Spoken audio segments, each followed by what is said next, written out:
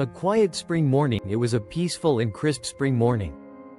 The Kersal wetlands lay still, with a soft mist hovering above the water.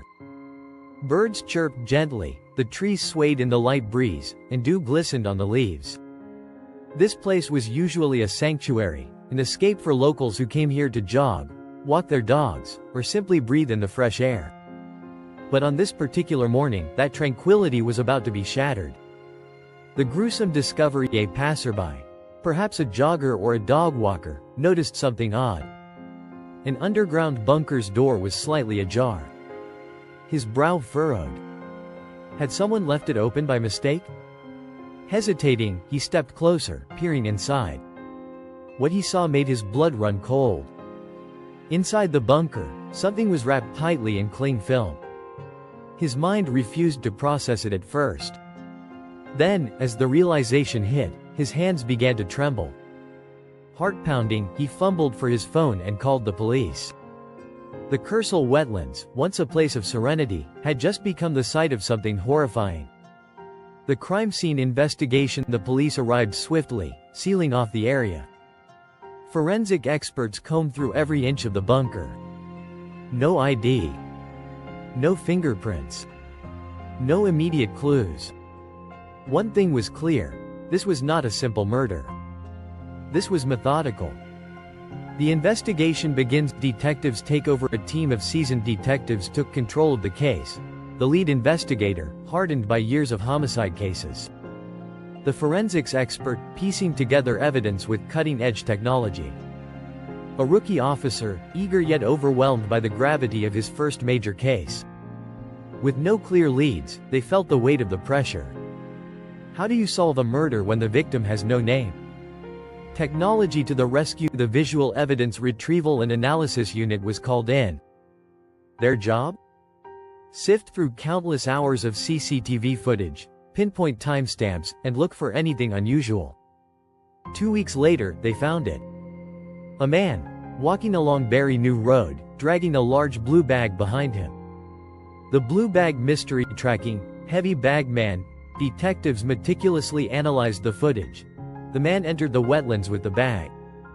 Hours later, he emerged, without it. His body language was unsettling. He struggled with the weight at first, but his face remained eerily calm, as if he had rehearsed this moment. Frustration and dead ends. Despite the footage being enhanced and widely circulated, no one came forward to identify him.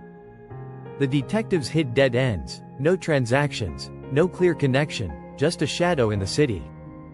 The breakthrough. April 25th, a stroke of luck. While canvassing for new CCTV footage in a different area, officers spotted someone familiar. The same gait. The same chilling composure. It was heavy bag man, casually walking down Eccles Old Road. Following the suspect, undercover officers trailed him. He boarded a bus. Every moment was crucial as detectives called for backup. The arrest. Within the hour, Marcin Majorkovich was in custody. He was silent. Unfazed. Offering no resistance. The police had their suspect, but they still didn't have a victim's name. The missing identity. Who was the victim? No missing person reports matched the body's description. The police dug into Marcin's life. They discovered he had been living with Stuart Everett, a well-liked 67-year-old man. Forensics at Marcin's home. Inside Marcin's bedroom, beneath the carpet, police found red stains soaked deep into the floorboards. Marcin had tried to clean up, even replacing part of the carpet. But DNA testing confirmed the truth. The victim was Stuart Everett. The scattered body parts. A new horror unfolds. The police uncovered something even worse.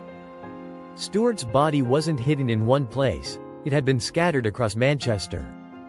Marcin had been moving around for weeks, dumping body parts in different locations.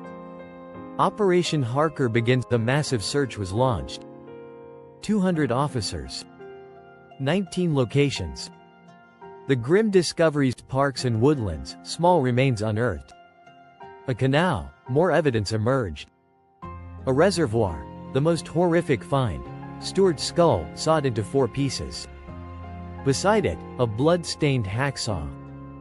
The psychology of a killer. What drove Marchand to kill? Was it financial? A sudden argument? Or had he planned this for months? Marchand's silence, even in interrogation, he said nothing. Psychologists studied him, but he remained an enigma. The family's suffering, Stuart's loved ones, his brother, Richard, gave a heartbreaking statement. This wasn't just grief. This was a wound that wouldn't close. They mourned not just his death, but the horror of knowing his body had been dismembered and discarded. The trial, the courtroom drama. The prosecution laid out undeniable evidence: CCTV footage, DNA, forensic tracking. The defense had little to offer. Marchand refused to explain himself. The jury took less than 2 hours.